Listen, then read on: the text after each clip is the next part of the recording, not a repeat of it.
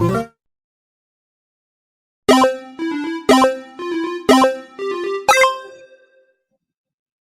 final features and fantasy fever dreams edition of the Steffi Smalls Show on the Sports Gambling Podcast Network is brought to you by Underdog. Underdog's got a brand new offer for new customers. Play just $5 and get $50 in bonus funds when you sign up with code SMALLS. Free roll football contest is back. It's free to enter, and you're picking every NFL game ATS. $3,000 to first place, $4,000 if you are a Patreon member. sportsgamblingpodcast.com/free roll. Plus, we've got 25% off everything in the merch store. Promo code football. Make sure to check out Steffi Smalls Show merch, my merch. And we got our own NFL Survivor contest, $100 entry fee. Winner takes all. sportsgamblingpodcast.com/survivor. Let's yap.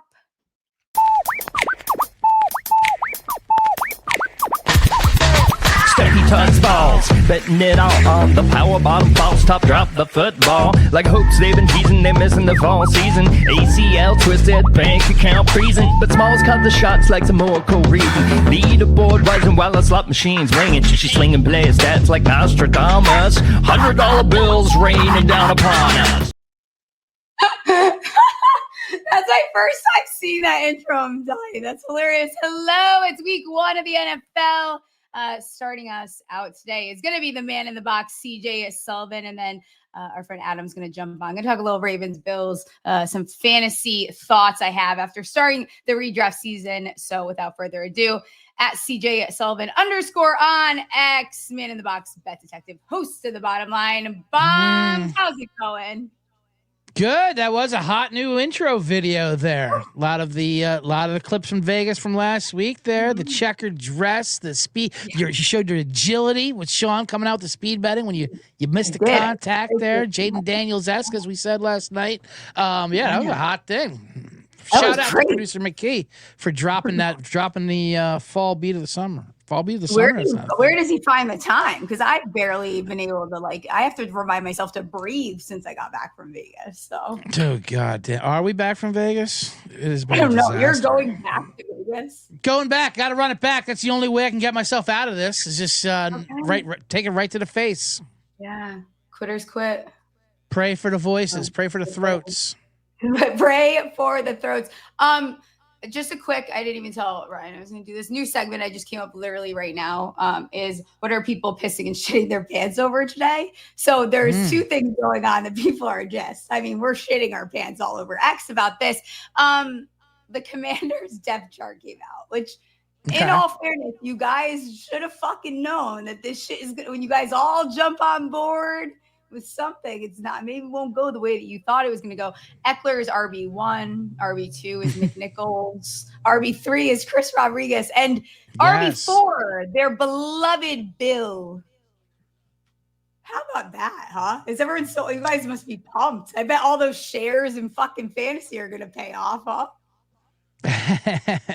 And they know Bill's the starter. They just want to, like you said, they're just fucking with him. We want people to shit and piss all over the place. Right. I mean, that's what they do with the depth chart. Like who's the depth chart even for? It's just to piss fantasy people off, and the chart's it means absolutely nothing.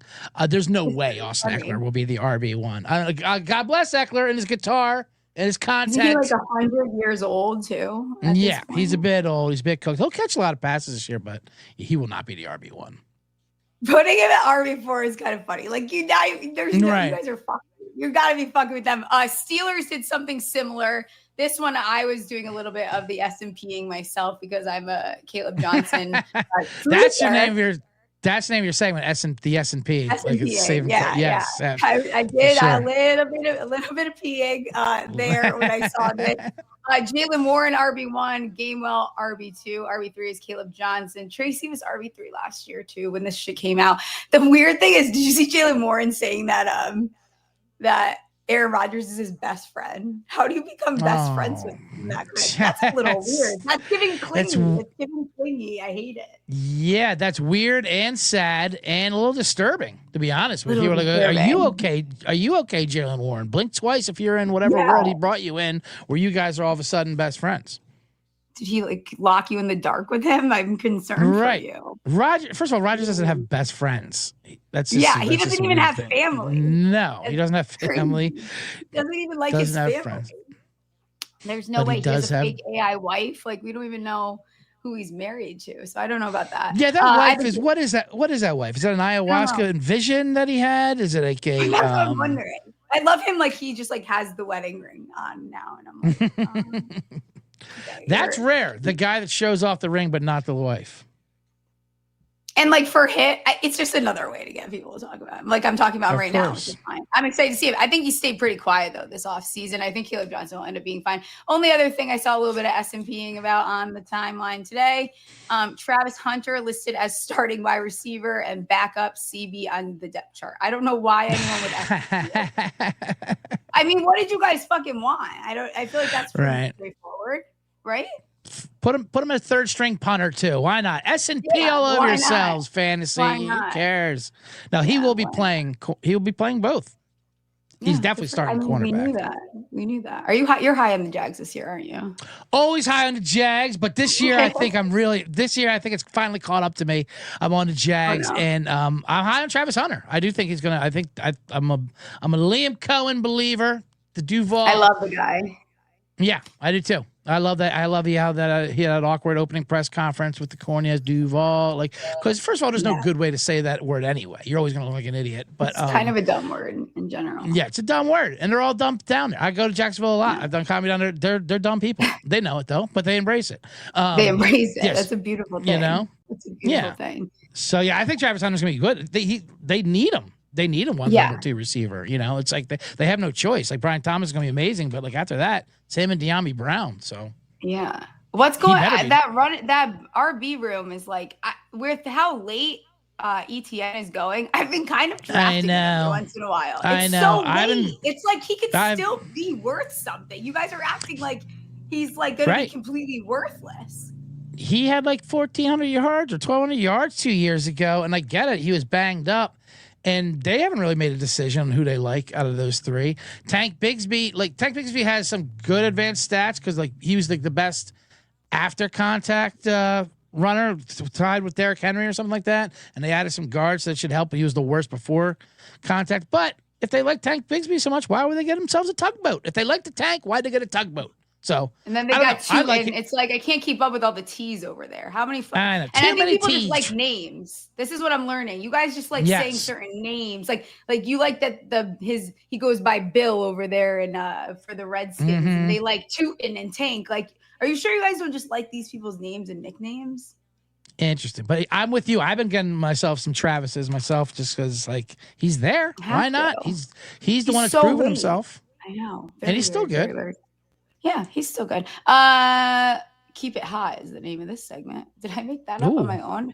That's interesting. Keep It Hot. I think let's just do some of these like favorite futures. Let's wrap it up right before. You know what? I'm getting a little tired of talking about the preseason stuff. I'll be honest. Yeah. Starting to get a little dragged out. People driving me nuts online. I'll tell you what, Smalls, real quick. One reason why I like doing your show is you discover segments on your show just as the guests and the audience does too. It's like we're all in the same boat. Oh, this is Keep It Hot apparently. Yeah. So let's keep it hot. Catch you off guard because I'm off guard. I'm catching myself off guard too. I don't know. S&Ping, who knows? Keep it hot. Now we're gonna keep it hot. We're gonna talk about some final futures here. Off guard. Steph Smalls, S&Ping right in your windows. All over her own show. Give me one of your favorite futures for this upcoming a couple days. What do we got? It's Tuesday. I know. Season starting. Well, I'll give you a couple season longs. Yes. Yeah, give me some season longs. Yes. All right. I'll give you some season longs.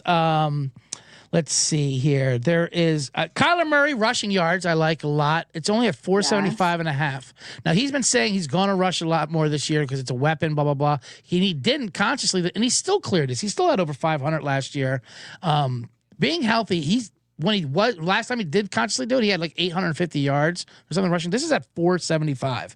So if he's consciously going to be rushing the ball, even if he doesn't want to, he'll still clear this easily. I think he gets this by week 10 almost. I think he's going to run a lot. So 475 rushing. Love Kyler. Love that. Yes. Brock Bowers over 4.5 touchdowns. Now here's something to do a little search for. Okay. That's a lot of the receiving touchdowns. My insider in Vegas, when we were in Vegas.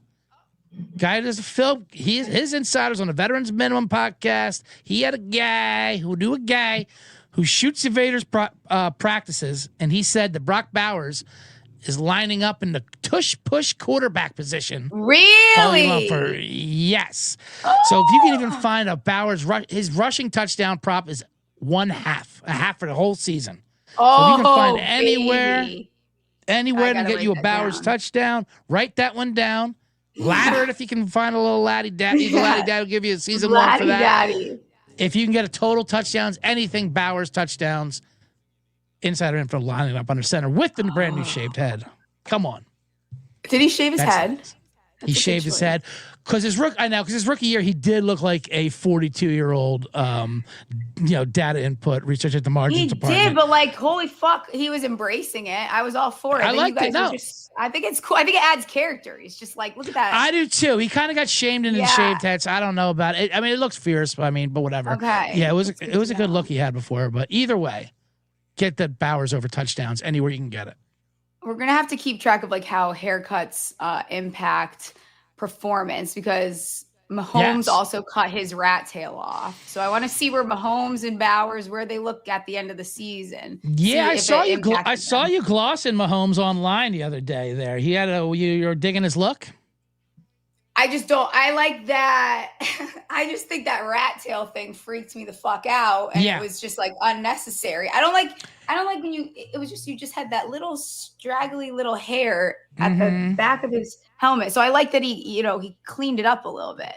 Yeah, and it didn't take much. It's like one of those movies when they convert the nerd into the hot guy or hot girl, whatever. Like, take your glasses off. Let's get this rat tail off. Right. Look at that. Right. Look at that. All of a sudden, you're Patrick Mahomes. Yeah. Yeah, I feel like it was a bold choice to have that still dangling there. A couple I liked this season that I gave out a million times. It sucks that Drake May rushing yards number moved quite a bit, but that 425 and a half that I gave out was quite lovely there. Bonito over 9.25 sacks at -108. Quietly, very, very good season. I actually like him as a longer shot for defensive player of the year as well. I think he's sitting at like 60-1 maybe. And then listen, fun name to say too, by the way. I could listen to you say that name again. Bonito. Yeah, it's like you can say it, you can put whatever. Yeah, you can say it in a lot of different accents. Yeah. You could. Mr. McMillan for the Panthers. Another one I think people are big braining. Over 4.5 receiving touchdowns. And you could take it up to this 875.5 for the receiving yards. It's all the way. I think Caesars has it at 795.5. I mean, listen. What are we doing? He's the only guy there. You guys, the same thing happened with Neighbors last year and his where his lines were set at. I'm actually surprised the receiving touchdowns isn't closing at 5.5. Well, it's so funny because who else are they going to? It's so funny. They traded Thielen away for no reason. Then Coker gets hurt. Like, whoops! Was there a guy that looked like Thielen we used to have, like Hunter Renfrow? Yeah, call him up again. Whatever. Yeah, they have no one. I mean, they got Country Xavier out there, and like your Wildcat. Yeah, I love the Ted McMillan, all Ted McMillan numbers. Yeah, all the way up. I'm going to take that. Take it all the way up. 1,000 plus. Who's stopping you? I think we're also all in on. People liked what they saw out of Bryce Young. We liked what we kind of saw at the Panthers. So everyone's high on the Panthers this year, but you're not high on T-Mac. Explain it to me like I'm 5 years old. Right. And especially because their defense will still be terrible, so their offense should be good. So plenty of volume. Hell yeah. Two other ones I liked was looking at the receiving yards for two of these running backs. Mr. Jahmyr Gibbs, 425.5, and Chase Brown, 300.5. Way too low there for Mr. Chase Yes, Brown. It is. His touchdowns too is also rushing touchdowns is 6.5. That's is insane. It? My gosh, that's ridiculous. Yes. That is ridiculous. That's craziness. Because he'll have a couple games where I have 2 or 3. I mean, he is the goal. I mean, he's it. Who else are you going to hand it off to down there? Yeah, I have no idea. Before we start wrapping up this, we're brought to you by mybookie.ag. MyBookie is your place to bet on football and everything else. Their prop builder is second to none. Their motto is bet on anything, anywhere, anytime. Easy deposit and lightning fast payouts using crypto. I've been giving this one out. This is going to be one of my forget what I'm trying to say. Oh my gosh, what is going on? Redskins to miss the playoffs plus 146. Head to mybookie.ag, promo code SMALLS for a 100% bet back bonus up to $500 for new customers. That's at mybookie.ag, promo code SMALLS. Where are you at with the commies this year? Commies, Redskins, whatever you prefer to call Put them. on your flag pants, Steffi. Put your flag pants on and talk about the commies. That's let's talk some red commies. Listen, they're obviously set up for regression for everything they did. They had an easy schedule. Yeah. I just read it. I just did their team preview. Actually, they had an absurd 65% of their snaps last year were against either backup quarterbacks or at the lowest 10% rate of quarterbacks, which is like historic, let alone their fourth down conversion. So, and their schedule's much difficult. The problem is, Jaden Daniels is good.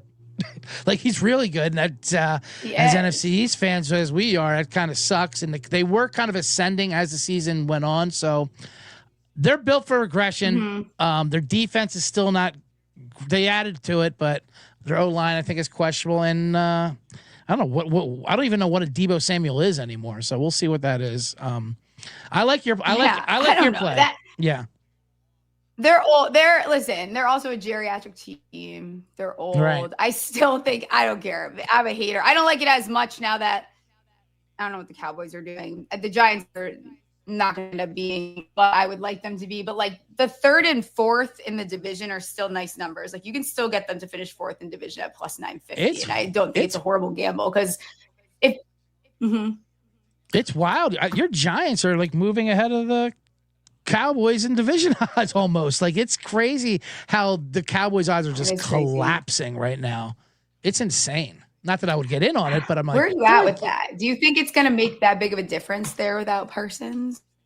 I felt it two ways. People are like, oh, it's got to change the psyche. I believe they all summer long, they acted like he wasn't there. Like that's just the way that professionals go through it. And then like, oh, if he's here, he's here. If he's not, he's not. Mm-hmm. So I don't think it's going to bother them too much, but the Jerry Jones situation does bother him because like he fined Trayvon Diggs $500,000 for missing, voluntary workouts because he was injured, like from playing the Cowboy. Like he does shit like that. Like he's got that fucking weird. He's weird. He's got that plantation owner mentality that's just like, it's just he's getting it. Something's not right with that guy. And it's all been downhill since that Thanksgiving game where they zoomed in on him, like eating his dinner and the green bean was like falling out of his mouth. And ever since then, I swear he's been like even more senile.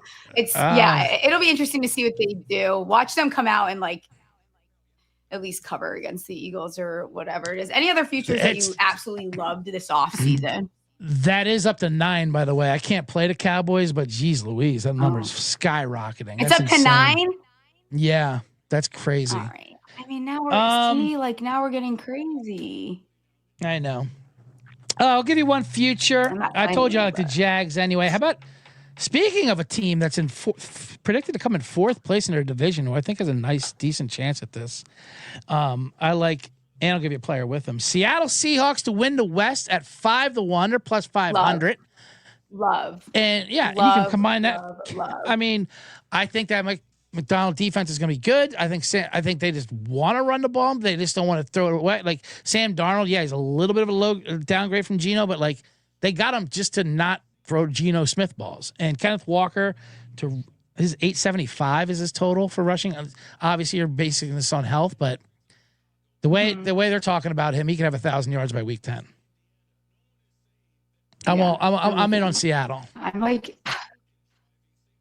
And on Seattle too, I think they win that week 1 game versus San Fran too. Their defense is fun too. Their defense is a lot of fun, and they got so much better as the season long. I mean, they should not be below Arizona or even the Rams. No, I don't know why we've talked about. I think the Sam Darnold effect is going on. Yeah, it's definitely the Sam Darnold, and they lost. People are like, oh, they lost Metcalf and Lockett, but. That's fine. You lose Metcalf. Lockett was gone anyway. I mean, he was kind of cooked. So I'm not. I think Cup is a little struggling, but I think there's good value on Seattle. Yeah, Jason's falling in fantasy too. I like Jonathan Taylor to lead the league in rushing yards because I don't know what the hell else they're really gonna fucking do over there. And I found today I like Dart to have the most passing yards for the New York Giants at plus 500 because Mr. Dable is in love with this kid. It's getting a little weird. So I am too. Well. It comes to a point where like you're watching him, like you have to get him in there. You see the way he throws the ball. Like I don't care going through all the politics. Like enough's enough. I've seen enough. I told you, like I'm starting him in some fantasy leagues. I don't care if the Giants aren't. I love everything I see too. Fuck you guys. I'm doing it first. Right. Fuck it. No, I'll tell you, I drafted him drunk in that one of my high stakes when I was in Vegas. But now, like coming through and like being sober about it, I'm just going to stash him because I think he could end up being like a league winner at the end of the season. So I'm like, 100%. Forget about it. Yeah. Do you think we see more Jaxson Dart or Russell Wilson this year during the season if you had to bounce out the playing time?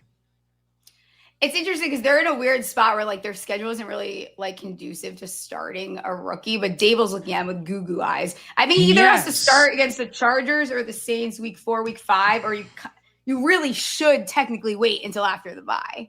But he doesn't look like he wants to wait. I mean, the guy is telling you he loves him. In mid-conference, I get that. Like, what are we doing?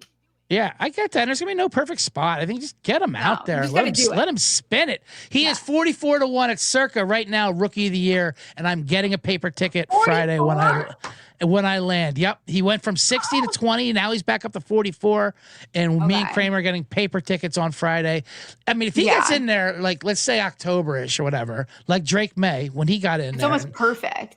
Yes, all he's going against is a few guys. In my mind, Cam Ward, Gentry. That's about it. Tyler Shuck's not going to be a thing. No, he's not. I don't even know. The Saints are. It's like that's a shit storm if I've ever seen one. Before I let you get out of here, have you looked at anything for Thursday night? For Thursday night, well, I am on Saquon over receptions and receiving yard ladders. That's my ladders for the Thursday night game. They said they want to get him in the passing game involved, and they will hit the outside. Now that the Cowboys are such run stoppers because they traded away that cancer Micah Parsons to get that makes so much sense. Right, to bring in Kenny Clark. No one's calling it the Kenny Clark trade, I don't know what Jerry's talking about. No one even knew who the fuck Kenny Clark was until this trade. What the fuck? Hilarious. So, I'm on Saquon over like that. And other than that, I mean, I like the Eagles should pound them. 9 is a scary number. I mean, I'm more of a fan. It's going to be championship banner night. That usually doesn't go too great. But as Lurie said, we're going to raise the banner, and Jerry can hold the rope. Yeah. I'm with you. I like the Saquon move. I like Saquon's longest reception, 9.5. We saw that. Like by halfway through the season, they stopped setting it under that 10.5 number, 11.5 number. Minus 102. Devontae Smith, longest reception, over 21.5. Longest reception, 30 plus yards, plus 250. And I had a weird dream about Will Shipley getting a touchdown. So we bet on it. Yes. Some were saying, first touchdown Hurts, last touchdown Shipley. Parlay that together if you want to juice. If you want to juice up Jalen Hurts. And you can bet second half touchdown for Shipley at 13-1. Yes, I like that. I like Will Shipley being in your. I like Will Shipley being in your dreams. I like your longest reception slut plays. It means football is back. I love it. Football is so back. We're going to be the biggest longest reception slut bags this year. All of us here. Let people know where they find you when the next show is, and I'll let you get out of here. Yes. Well, the Bottom Line Bombs is the name of my podcast right here on the SGPN. I just did my show right before you. We are the Big and Smalls block.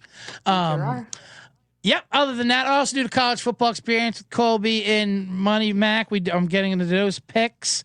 Follow me on Instagram. CJ Sullivan was taken. You can see my stand-up dates there. I'll be at the Improv in Ontario when I get back from Vegas next weekend. Yes. Absolutely love it. You're fantastic. Obviously, we'll have you on a bunch during the season. I'll let you get out. Yeah, can't wait. It's going to be a great season, Vegas, Smalls. All right? Yes. There you go. See ya. NFL is back on rhythm. Last year, rhythm was 76 and 66 ATS. They really shine on player props as well. 15-8 on Josh Allen passing props. It's a 23% ROI. Rhythm has MLB, WNBA, golf, and college football. Rhythm has introduced a leaderboard with weekly cash prizes just for tracking your bets in the app. Track 5 bets of the same type from any model you build, and you could win $1,000. I liked, because I know I'm turning into a Jaylen Warren hater, but it's not that I'm a hater. I just think he's a little bit overrated. Jaylen Warren under 13.5 rush attempts. This is Rhythm's sharp under. They predict him to have 7 with a win probability of 89.8%. sportsgamblingpodcast.com/Rhythm. Underdog Best Ball Mania is still happening, giving away $15 million in prizes, including $2 million to first place. No waiver wire, no arguments about trades. Best Ball is the best way to play fantasy football. Underdog is also a great place to play Pick'em, where you can win up to 500x your entry. Here is an entry that I like for the upcoming season. It's going to be Caleb Williams higher 3,499.5 passing yards. Carl Loftus higher 8.75 sacks. Jahmyr Gibbs higher 449.5 receiving yards. Ferguson higher 549.5 receiving yards. And Bond higher 2.25 sacks for 18.2x your money. Underdogs got a brand new offer for new customers. Play just $5 and get $50 in bonus funds when you sign up with code SMALLS. We're also brought to you by Novig. Novig is America's #1 sports prediction market. Since Novig is an exchange, you know you're getting some of the best prices in the market. Novig is available in 35 plus states. Download the Novig app and get $50 when you spend $5. If you use our promo code SGPN, get in on the action with Novig, promo code SGPN, and that'll do it. I see everyone's commenting on me being blurry. Listen, me and the technology stuff has not been great. Producer Ryan broke my camera somehow when we were in Vegas. I don't know what's going on, but Adam Pelletier is here. Adam Pelletier on X. He is the managing editor of SGPN. How's it going? Are you muted, or is that my computer? I can never tell if it's me. Hold on. There we go. There we go. Now I can hear you. How's it going, Adam? How are you? We're good. We're good. You know, we're getting ready. We got football season back. We got NFL action ready to start on Thursday. And, you know, college football, Syracuse has broken my heart already. So we're off to a great start this season. Yeah. University of Arizona actually did a nice little belt to ass, but that's about the only excitement I expect for the rest of the season. So that was nice to see, even though staying up for those games is a little bit unbearable. You are the managing editor. What articles should people be looking out for this NFL season on the SGPN site? I mean, we're going to have it all for you this NFL season. Yeah. We're going to have our usual game previews. So every single game we're going to have a preview for. We're also going to have survivor guides. We're going to have everything that you need week in and week out, college football picks, whatever you need, whatever you're betting, we have it for you. So why else would you go anywhere else? I mean, you got podcasts, you got written articles. It's all here on SGPN. Yeah, we got it all. You are a Bills fan. Sunday night football game, Ravens at the Bills. Bills 1.5-point favorites. A lot of books have them as a pick. Actually, it looks like total is 50.5. Where are you at? Where are you at with this game here? Talk to me. So this is going to be one of the Bills got like 4 games this year that are going to be really good, really tough matchups. And this is one of them. The Ravens and Bills have played each other tough multiple times over the past couple of years. So really looking for the Bills and Ravens to go the distance here. Another tough one, not a playoff game. So you got to feel good. You got to feel a little better about Lamar Jackson's chances. But at the end of the day, Bills kicking off at home Sunday night under the lights, ready to go. I like the Bills in this one, -1.5, even at a pick 'em. You know, take that. Watch what the late money does. If this swings to the Bills getting points, smash that money line and smash the plus odds on the money line as well. Then I would go over on 50.5 here. I would probably I would take this alt total probably. I'm probably going to go up to like 55.5 just because I think somebody's going to score 30. Both these offenses are going to come ready to go. The Bills defense can't stop the run, still can't stop the run. And we lost our young defense tackle we thought was going to be stout in the middle and key to our run defense. He's out for the season with a torn, I think, ACL or Achilles, but he's gone for the season. So Ravens shouldn't have a problem carving the Bills up on the ground, but Josh Allen and the Bills always going to be good. That Ravens defense is another year older, just a little bit slower again. So Josh has a full complement of weapons as well. It's going to be a good game. Tune in. I mean, that's the game of the weekend. There's no other game that I'm that excited for. I'm so excited for I'm that biased, game. but yeah, it'll be great. Talk to me about the wide receiver room. I'm going to ask you a couple questions about fantasy here in a second, but they just re-signed Gabe Davis, if I'm not mistaken. Gabe Davis isn't going to play this year. He's not relevant or meaningful to this team in any way, shape, or form. Shakir, Coleman, Palmer, Moore, like what does this look like on a week-to-week basis? It's going to look like somebody's going to have a good week and you're never going to be able to pick who. You're going to play whack-a-mole each week. Yeah, headache. You're better off using the Bills in best ball because Palmer, and it's probably going to be a lot of Palmer and Coleman early. Shakir's coming off an ankle injury. But later in the season, down the stretch, you're going to want a lot of Khalil Shakir. He really has emerged as the go-to guy. There's a lot of rumors this year that Dalton Kincaid is better, is healthy. He was really banged up last year down the stretch, and so that created a lot of problems for them. It's going to be interesting to see, but it's not a great situation for fantasy. You're going to want to wait on these guys, pick them late, and you're putting the receivers in the flex column. Outside of that, I'm avoiding them. I'm not relying on them heavily in fantasy purely because they've really adopted this everybody eats mantra. And they're paying everybody like everybody eats. So there's no money trail to follow. Yeah. We're still taking James Cook, though. Right? I mean, you're going to take James Cook, but Ray Davis is going to be a value late as well. Just love Ray Davis. There's a lot, he's going to get like 35% of the work. And if you're in a deeper league, Ty Johnson should see some action for you. If you're in a best ball, a late Ty Johnson stash is going to be great because he's going to go off 1 week for 2 touchdowns because he gets a lot of the 2-minute drill work for the Bills because he's their best pass blocker and and almost as good a route runner and weapon at times as James Cook. Yeah. How's redraft season going for you fantasy wise? Have you made like any adjustments since you started doing the drafts? Have you done many drafts? Like where are you at? Most of my drafts, we draft this week. So like I've got 2 tonight. I did one last night. And I left that draft with 10 rookies on my team. I got about halfway through the draft, and I just said, we're going to lean into the bid and just have the all-rookie team here.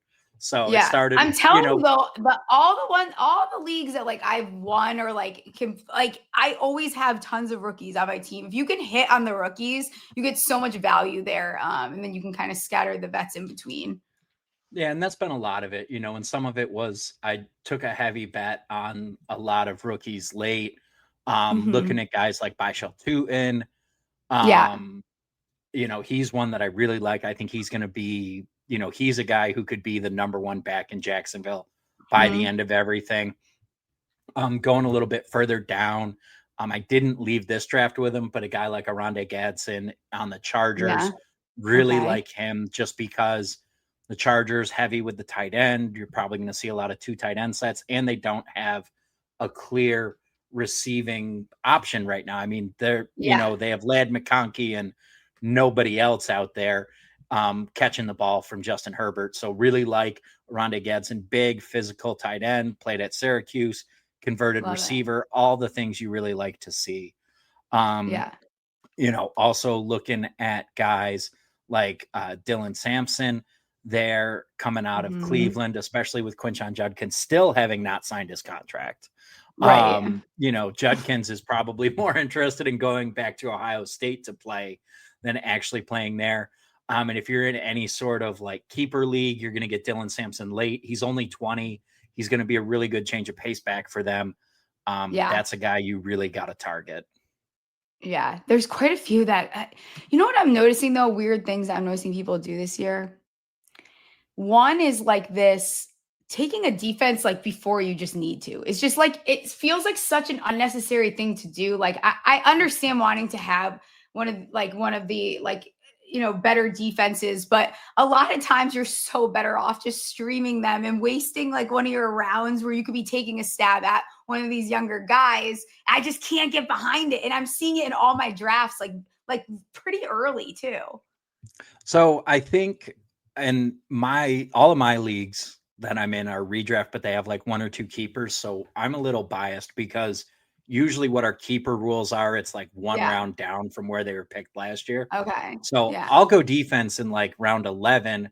So that way I can take younger guys, 12, 13, 14, take them late, and in actuality, depending on your scoring, you need to pay attention to that because in some spots you're going to see defenses that are a reliable start. If you have a reliable defense that you can start week in and week out, that's just as valuable as a flex. Because if you're finding that 7-8 point differentiation, it's the same thing with a kicker. If someone's like, I want to get rid of kickers, it's like, no, you're just lazy and you don't feel like putting in the work to plan for a kicker. Like you didn't check to see how many dome games do they have, what is their late season schedule like? That's a reason why it's like, who I love? I love Brandon Aubrey this year because he plays the whole second half of his schedule in domes and nice weather. Love it. And they have a ton of home games down the stretch. So I'm really in on him. And then just thinking about like backs, like those rookie running backs. We talked about Genty, or we didn't talk about Ashton Genty. Obviously, top 5 pick right there. Amarian Hampton's the guy I really like that's coming around in the second and third round of a lot of drafts. Greg Roman, the offensive coordinator out there in San Diego, run heavy, run early, run often, and in an era where you're not getting a lot of backs getting that 50 to 60% of the work, Hampton's really going to see that workload. And that's just it. Like you need a guy who's going to give you workload and get the touches. Yeah, absolutely. The only other thing that I'm noticing is unless what you get one of these top quarterbacks this year specifically, I would wait. There's so much value there waiting at the end. I'm also seeing Kyler Murray go pretty late. I think people forget that he was a top 10 fantasy quarterback last year. So I think Kyler Murray there's a new Call of Duty coming out that they're trying to really hype up. Okay, so I can't get in on that. Why would I take Kyler Murray when I could take Dak Prescott, who any year he's been healthy has been a top 10 quarterback? Yeah. And he has one of his best receiving rooms that he's ever had. Now that he has CeeDee Lamb and George Pickens joining the fold to go with Jake Ferguson. I mean, this feels like a really good Dak year. And everybody's down. If you're waiting on guys, also Trevor Lawrence. Remember what Liam Cohen did. He's going undrafted some places. Right. Remember what Liam Cohen did last year with Baker Mayfield. And now he has Brian Thomas, Travis Hunter, and De'Ami Brown. Like he has a set of 3 receivers there in Jacksonville. So I really like Trevor Lawrence and Dak Prescott. Those are a lot of guys that I've left mocks with and drafts with. And that's been really good. And like you said, wait on guys like Jared Goff, going to be a huge value. You're all sitting there. If you like the Drake Mays, the Caleb Williams of the world, like they do come down to you towards that end there, depending on how you feel about them. Justin Fields is there if you're into that sort of thing. I'm not riding my season out with Justin Fields, but if you're into that, he is down there as well. The point is that there is options. Take 2 of those guys. Take Drake May. Take Justin Fields. I've done a couple drafts where I double tap quarterback in that realm. And I'm totally cool doing that. If you're going late, definitely hit the double tap. Drake May and New England, they're on the start of being something really good. They built a really strong coaching staff there in New England, which I didn't realize how good it was until I learned Doug Marrone was their offensive line coach, which I hate as a Bills fan. But love is somebody who's cheering for Drake May. Fun fact, I coached his now wife in softball a few years ago. Oh, so she's a great, great young woman. So all the luck to Drake May. Just get traded out of the AFC as soon as possible, please. Yeah, so please, goodbye. I don't have to deal with you. I love it. Let everyone know where they can find you. I'll let you get out of here. I know my Wi-Fi is a little funky today, so I'm not going to torture everyone. Better Wi-Fi is a write-off, right, Steffi? Like I know. I have great Wi-Fi. The camera, the computer. I can't get shit right. You're blaming a lot of things here, and I think it's just sketchy Wi-Fi. But maybe we'll leave it. Well, now I'm using a hotspot because. Oh God! What? Ryan didn't want to wait, So He never wants to wait. So I'm that's blaming just Ryan it. for a lot today. I'll apologize. You're blaming Ryan for a lot, but some of it's valid. So you can find me at Adam Pelletier on X. Check out all our great stuff on the Sports Gambling Podcast website. We got great content dropping daily. We're going to have daily NFL stuff. We're going to have game previews. We're going to have we're going to be with you for your Survivor picks. Just stay with us all season long. Podcast, written content, social, whatever you need, we've got it. So let it ride, folks. Love it. Thanks for jumping on. I'll let you jump out of here. We're going to start yapping a little bit about our millions entry that I'm getting a little bit nervous about. Why are you getting nervous about? I don't know. I feel like you can blame me. I don't care. Yeah, I figured. I had to blame someone, and I can't blame myself right now. Yeah. I don't know what's going on with your tech issues. I feel like I think I need to hire someone to come out here and do it all. I think you need to go to Geek Squad. I was just looking up tech support in Grand Rapids. So great. Can't wait. There you go. I think I need to get out of this fucking state is what I need to fucking do. But all right. Well, now it's Michigan's fault. First it's Ryan's fault. Now it's Michigan's fault. What are we doing? We're not finalizing things. This is just extra holes. We're gonna talk through it a little bit, not finalize anything till on Thursday. You said you woke up and you couldn't fall back asleep, so you did a little bit of research last night. I've been looking. I think there's a few games that I like. Where you I have my 5 front runners already. Okay. So I'm feeling the ones that I'm feeling pretty good about. So this is not just a homer pick. Cardinals over Saints. Minus 6.5. And just so you know, I did some research. Cardinals September road games 7-0 against the spread in the last 7 games. I believe that because usually we see Kyler play well in the beginning and then kind of trickle. Murray as a road favorite since 2022, 11-4 against the spread. So hey, and that's not even talking about how much of a mess the Saints are. So really like the Cardinals over the Saints. I think too with the Saints, part of this for me is and to this line, it opened at 5.5. I think in a couple weeks the Saints spreads are going to be plus 11.5. They're going to be double digit dogs in a bunch of games. So I think this is already a little generous for them. I think so. So I really like the Cardinals. Okay, I can get behind that. That's one of mine that I had down. Okay, I like Steelers over Jets because I think that Tomlin knows how to defend Justin Fields. He was on the team last year. I know Aaron Rodgers. That's weird, but he is one of those guys that kind of gets up for revenge games in his career. And there's a lot of sharp money coming in on the Steelers. Okay. All right. So that's what I've got. One? I don't feel great about that one. I don't know yet. That's I think I could be convinced either way. Who's the next one? I don't know how I feel about that one. I've got Bengals over Browns minus 5.5. Man, right. We're gonna have a hard fucking time too. All right, here. Lots of money.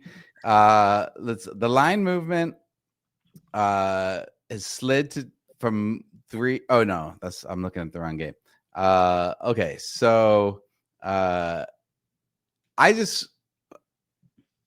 so I know that the Bengals, you fade them early in the season, but this is the first. They did start their starters during the. They started their starters for the first time, and I feel like this is more about the Browns being absolute dog shit. What if they aren't as bad as we think they are? What if their defense is enough? What makes you think that they're going to be good? It's a division. I don't like I don't like this divisional game week 1.